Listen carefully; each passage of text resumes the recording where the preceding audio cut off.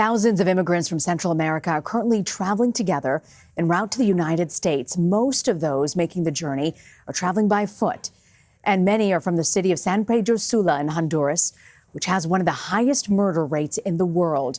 But those attempting to cross are being met with resistance. Both Mexico and Guatemala sent hundreds of federal officers to their mutual border to try and prevent the immigrants from reaching the U.S. The move comes one day after President Trump threatened to withhold all aid to Honduras if the, quote, caravan of people isn't stopped. The president also tweeted this morning that he has asked Mexico to stop this onslaught, and if it couldn't, he would, quote, call up the U.S. military and close our southern border. Joining me now is Adam Yamaguchi. He's a CBSN Originals correspondent, and he traveled to the city of Tapachula near the Mexico-Guatemala border for an upcoming Originals episode that looks at the migration crisis. Adam, thank you for joining us. So what did you learn when you spoke to those people at the border? One of the most startling things that we learned immediately getting into the city of Tapachula was just how desperate these migrants were. I remember we were driving down one road, and my producer Inez and I stepped out of the vehicle and started filming, and sometimes you don't know what to expect. You don't know how people are going to respond to the act of being filmed. And what we quickly encountered was we were just thronged by people who were desperate to tell us these stories, their stories. Women with children who were fleeing violence, sexual violence, domestic violence, and the scourge of gangs in El Salvador and Honduras. And it was just an overwhelming sense that this is, in fact, a crisis. So is it the violence that you mentioned is the reason why they're fleeing Honduras and these Latin American countries? Violence is the predominant reason. I mean, these are countries, there are three countries really, Guatemala, El Salvador, and Honduras, that are facing this crisis, all stemming really from the lack of economic opportunity. You know, this begets drug violence. This begets all sorts of problems that they really have no other recourse than to leave. Mm-hmm. So for those people who make it to the Guatemala-Mexican border, once they get there, what happens at that point? Well, they can make one of two decisions. And before I get there, what I should say is that the river that demarcates the border between Guatemala and Mexico is incredibly easy to cross over illegally. In fact, it's easier to cross illegally than it is to cross legally. No patrols, no police waiting, no... There's a river. You can pay about $1 to hire someone with a raft who will take you over in all of 4 minutes. If you wanted to cross over legally, or take the legal route, you'd probably wait for at least a couple hours and risk being deported on the spot. Oh, wow. And this is video that we're seeing actually of that route, that river. What can you tell us about this? Well, as I mentioned, what you're seeing there are the rafts that people pay less than $1 to rent, and within 4 minutes you are across.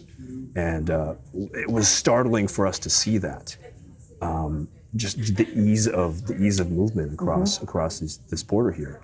Now, that's not the full story. Once you cross over, you're not out of harm's way. In fact, there are patrols throughout Mexico, checkpoints throughout Mexico, where the military has been deployed, where police have been deployed. But this is the first sort of physical obstacle, and yet there's really nothing standing in the way of people getting in. And yet, Adam, Mexico has begun to increase its efforts to crack down on people who are trying to cross over. When did that effort really begin? So this all predates to 2014. What happened in 2014 was we had noticed two things. Marked increase in the number of women and children showing up at our border, as well as this was the first year that we saw more Central American migrants trying to get into the U.S. than Mexican migrants. So this was a massive public relations nightmare for President Obama, who then put pressure on Mexico to do something. So we in effect have outsourced our border enforcement to Mexico.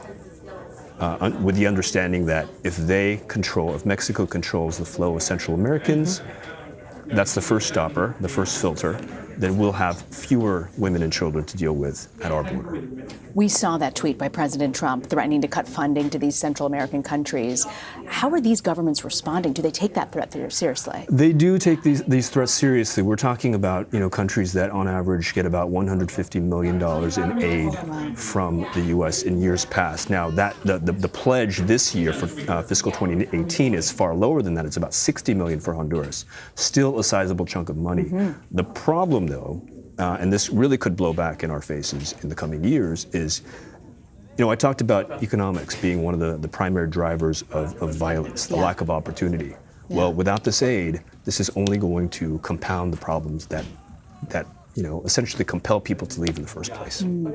When you look at these countries like Honduras and their other neighboring countries, is there anything that these countries can do that could be an effective deterrent to prevent these people from leaving? Providing opportunity, providing, the people that we spoke to, they're not asking for much.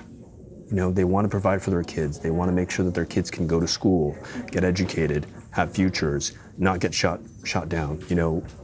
So many people that we spoke to during our time in Tapachula, as well as in El Salvador before that, it seemed like everyone we talked to on the street had a story to share about violence, afflicting their family members, and compelling them to get up and leave.